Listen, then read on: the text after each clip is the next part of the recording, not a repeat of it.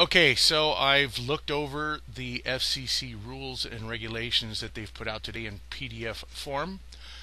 And as promised, I told you that I was going to do a review, and our review is going to start in the free speech section. And that's where it's going to end, because basically everything else is as they voted on about the throttling and the providing of equal services and the fast lane, slow lane, all that good garbage. They covered all that in here. But what concerns us is 544 down to about 559, somewhere around there. That's what really concerns us, so that's what we're going to do. We're going to review that here, and we're going to start off with 543, 544, and basically what this states here: the actions we're taking today are fully consistent with the Constitution. Some commenters contend that the open internet rules burden broadband providers' First Amendment rights and affect uncompensated takings of private property under the Fifth Amendment. And this whole section down here is they're going to examine these arguments, and they claim that they find them unfounded. And for the most part, they are unfounded, because, believe it or not, the free speech attack is not against the providers, but actually the users, the end users, the speakers. That's us. I'm going to show you how this all is going to play out. The rules we adopt today do not curtail broadband providers' free speech rights. You're right, they don't. But we'll see who they are planning on curtailing. When engaged in broadband internet access services, broadband providers are not speakers, but rather serve as conduits for the speech of others. As telecommunication services, broadband internet access services, by definition, involve transmission of network users' speech without change in form or content. So open internet rules do not implicate providers' free speech rights. And even if broadband providers were considered speakers with respect to these services, the rules we adopt today are tailored to an important government interest. Oh yes, the ever so lovely government interest. We merely acknowledge that the free speech interest we advance today, and look at this, I've highlighted it quite well. We merely acknowledge that the free speech interests, government interest, we advance today, and that's what they're doing. They're advancing the government's interest, do not inhere in broadband providers with respect to their provision of broadband internet access services. 546. Some commenters contend that because broadband providers distribute their own third-party content to customers, rules that govern the transmission of internet content over broadband network violate their free speech rights. CenturyLink and others compare the operation of broadband internet access service to requiring a cable operator. Well, get past all this. Well, you don't need to even hear all that. Other commenters respond that broadband providers are not engaged in speech when providing broadband internet access services, so they are not entitled to First Amendment protections in their operation of these services. Why?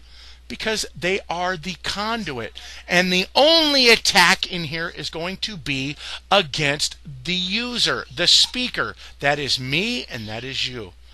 Consistent with our determination in 2010 Open Internet Order, we find that when broadband providers offer broadband internet access services, they act as conduits, not as speakers. Here is the important part. 547 is a huge, important part of this whole thing about the videos that we make, especially when it comes to these exercise hoaxes and stuff like that. Claiming free speech protections under the First Amendment necessarily involves demonstrating status as a speaker. Absent speech, such rights do not attach. In determining these limits of free speech, the First Amendment's protections for courses of conduct. The Supreme Court has extended First Amendment protections only to conduct that is inherently expressive. Now we're going to see a threshold factor here, and I'm going to show you what the threshold factor is. To determine whether an actor's conduct possesses sufficient communicative elements to bring the First Amendment into play.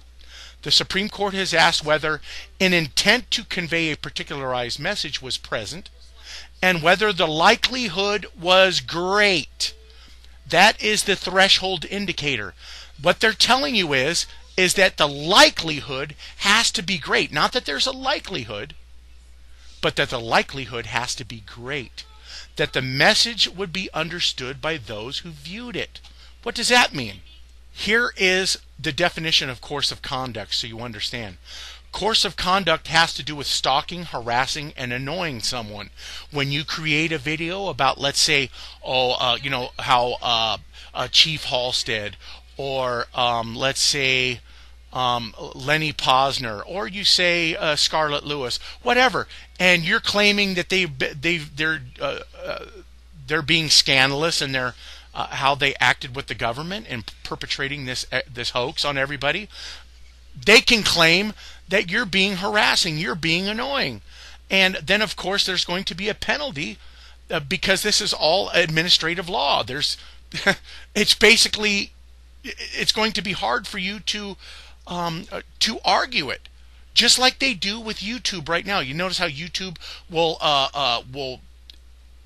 penalize you for some of your comments, or they will penalize you for your content on your video, and they'll take your video down and say that it violates their terms of service, that it's harassing or annoying of another person. So what they've been doing is they've been implementing these rules under YouTube's guidelines for a while now. And it's right here manifesting itself in these FCC rules and guidelines. So let me go on to show you the course of conduct here. And I'm using the demonstration of New York's passage here to help best explain it to you. The New York State anti-stalking statutes became effective. In general, the new stalking offenses cover cases where an individual intentionally and with no legitimate purpose engages in behavior directed toward another person that is likely to cause fear of harm to physical, emotional, or mental health, safety, property, employment, business, or career. So basically, in a nutshell, if Scarlett Lewis says that they presented this video right here claiming that I did this or I did that, and it's affecting my business, and I fear for my safety now because someone might believe what they say and they're going to come hurt me because of what they said in their video. So now that they could argue that, and the thing is now the whole purpose of this is that Scarlett Lewis doesn't even have to say anything. All the government has to do is tell the FCC that they're going to have a guideline. If it says anything hurtful, harmful, it's a course of conduct issue, and you're going to be penalized. Basically, that's it in a nutshell. Okay, with the course of conduct. Now, in that course of conduct, now here's where the threshold comes into play. Here's how they're going to analyze whether you've exceeded the threshold. The Supreme Court has asked whether an intent to convey a particularized message was present and whether the likelihood was great that the message would be understood by those who viewed it. So now they're saying that the likelihood has to be absolutely great. If it doesn't meet that threshold, then you are violating the course of conduct standards. That means that you will be penalized in some way. It doesn't say what the penalty will be for the violations. 548, broadband providers' conduct with respect to broadband internet access services does not satisfy this test, right? Because this is not about the broadband providers at all. See, the broadband providers thought that this was going to affect them, so they were arguing these facts. And it turns out this whole thing has nothing to do with the broadband providers at all with freedom of speech. It has to do with the speakers. That means the end users. That means me and you. How do we know this to be true? I'm going to show you. 549. Broadband providers, however, display no such intent to convey a message in their provision of broadband internet access services. They do not engage in speech themselves, but serve as a conduit for the speech of others. The record reflects that broadband providers exercise little control over the content which users access on the internet. Broadband providers represent that their services allow internet end users to access all or substantially all content on the internet without alteration, blocking, or editorial intervention. End users in turn expect that they can obtain access to all content available on the internet without the editorial intervention of the broadband provider. So basically here what you got is that broadband providers are going, well, wait a minute. If you're going to regulate some sites where they can't speak this, or you take down this, you're effectually making us out to be liars. We're saying that they're going to have internet access to all content, but you're going to be blocking other people's content, which is going to pretty much make us look like liars in the services that we offer. And what the FCC is arguing is that that's not true. They're saying that these are penalties that we're issuing and not something that you have any kind of control over. While these characteristics certainly involve transmission of other speech, the access speech is not edited or controlled by the service provider. And they go on to state here is that in providing these services, then broadband providers serve as mere conduits for the messages of others, not as agents exercising editorial discretion. Right. The agents exercising all of this discretion is going to fall on the rules and regulations as implemented by the FCC. See, it's not going to be handled just like I was telling you all in some of the hangouts that I was talking about. CBS was penalized for Janet Jackson revealing her breast in the little freedom of expression that she committed. And the broadband providers are like, well, wait a minute. If you're going to be causing all of these rules and regulations, it's going to fall back on us. But watch. This is going to prove to you how they're giving the broadband providers, you're not going to be held responsible for the penalties that we're going to put in place against the speaker or the end user, me and you. I'm going to show you how that's going to work. Nor are broadband providers limited by our rules in the direct exercise of their free speech rights. Right. Broadband providers won't be limited by our rules, but you will be, and I will be. Lacking the exercise of editorial control and intent to convey a particularized message, we find that our rules regulate the unexpressive transmission of others' speech over broadband internet access services. Do you get that now? They're telling them right here. Listen here, broadband providers, we're not going after you. Who are we going after? We're going after that our rules regulate the unexpressive transmission of others' speech. What does that mean? Do you remember the course of conduct? Do you remember that? About that it has to be expressive? Watch, let me go back. So basically what they're telling you here is that, you know, your freedom of expression, your freedom of speech, when it is a course of conduct, they deem that unexpressive, and that's where that's where they're going to meet the threshold. It's got to be great, and if it's not great, then it is deemed unexpressive. And believe me, they put that word in there, great, to be a high threshold that you won't be able to meet, meaning that they're going to regulate you left and right. It's right here in bold here, folks, that we find that our rules regulate the unexpressive transmission of others' speech, you and me, over broadband internet access services, not the speech of broadband providers, as our rules merely affect what broadband providers must do. Now, what must the broadband providers do? What did I tell you they were going to have to do? If they are informed by the FCC that they must discontinue your services because you have violated their rules and regulations, they will have to terminate services to you. I stated that. I already knew this was coming, folks. And that's how the broadband service providers or the internet service providers are going to get out of this. And I'm going to show you that's going to come up. How did they get out of being penalized for your freedom of speech? Just like CBS was penalized for Janet Jackson exposing herself. Well, shouldn't the broadband providers be penalized just like CBS was penalized for what Janet Jackson did? And they should be penalized for what you do, right? Ah, but here's how they get out of it. I'm going to show you. Here, with CBS, they weren't able to claim immunity from a Janet Jackson displaying her breast.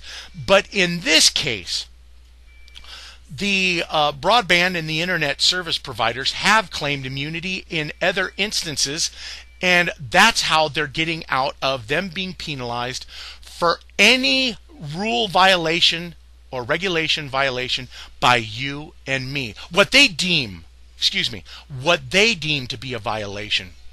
We haven't violated shit. We have the freedom of speech hands down. But what they're trying to implement here, I'm telling you, they're going to impinge upon your freedom of speeches. I guarantee it. We also take note that in other contexts, broadband providers have claimed immunity from copyright violations. What does that mean? Well, let's say there was a copyright violation by myself, and then I step up and say, well, you can't hold me responsible. I'm Janet Jackson.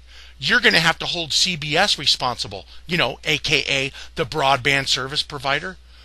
Well, they can't be held responsible because they've already claimed immunities that you're going to have to, any copyright violations, they have no control over. That they need to go after the end user for that. So they claimed these immunities for these copyright violations and other liability for material distributed on their networks because they lack control over what end users transmit and receive. Broadband providers are not subject to subpoena in a copyright infringement case because as a provider it acts as a mere conduit, right, for the transmission of information sent by others. Since they are just a conduit, now all of these rules and regulations are going to fall on the end users and not the conduit. And that's exactly what CenturyLink wanted to and the others wanted to make sure that these rules and regulations weren't going to come down on them like it did on CBS with the Janet Jackson episode. You get me now? Thank you. I hope so. Acknowledging the unexpressive nature of their transmission function, Congress has also exempted broadband providers from defamation liability arising from content provided by other information content providers on the internet. Given the technical characteristics of broadband as a medium and the representations of broadband providers with respect to their services, we find it implausible that broadband providers could be understood to be conveying a particularized message in the provision of broadband internet access service. Meaning, why are you crying? That's what the FCC is saying to CenturyLink and the others. Why are you crying? You've already claimed your immunities with copyright violations. With you can't be subpoenaed for this other stuff. So, what made you think that we were going to hold you responsible for the end users here? And that's what they're basically saying here. You following me so far? Here is another huge revelation.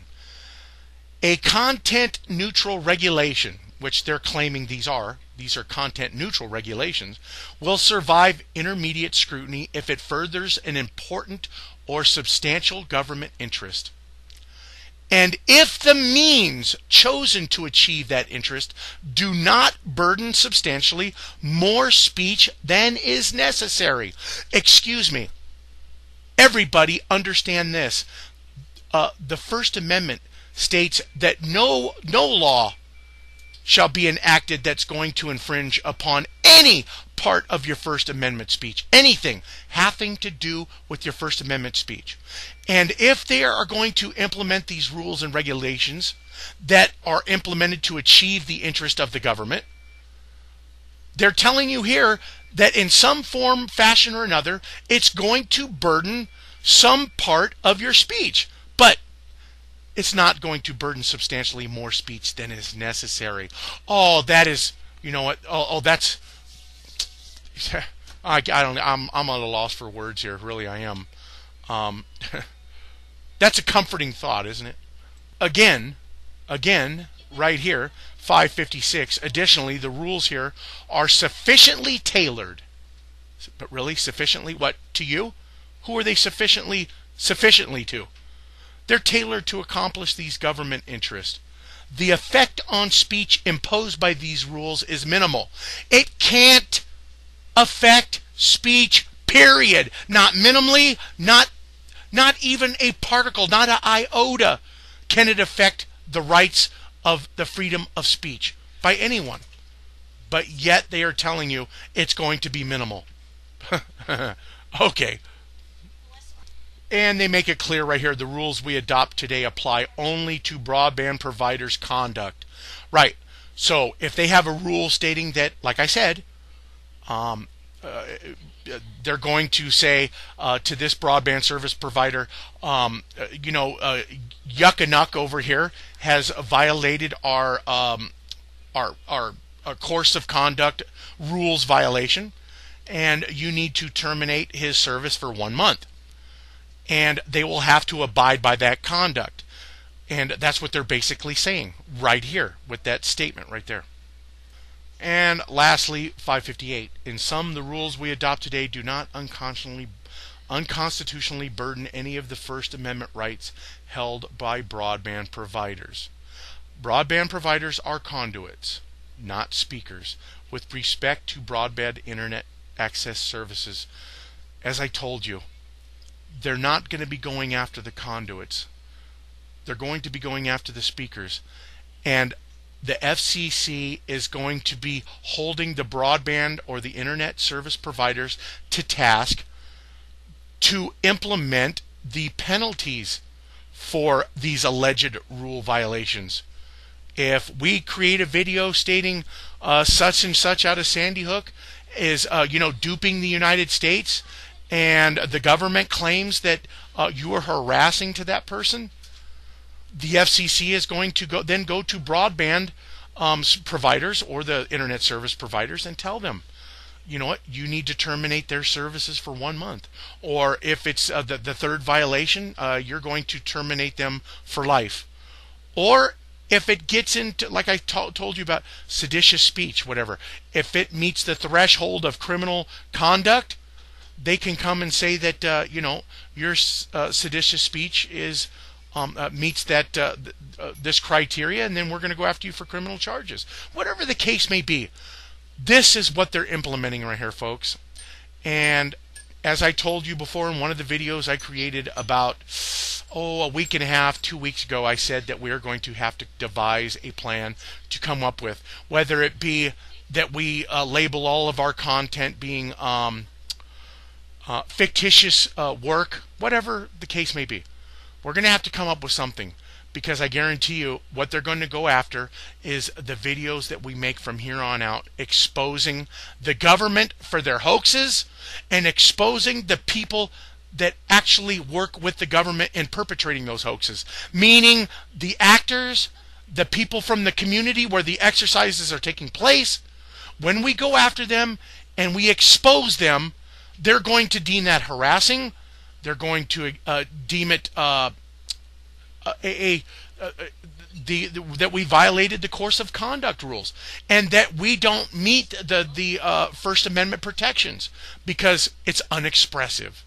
It's all right here in black and white, and of course highlighted yellow for you all. All right, everybody. Thanks.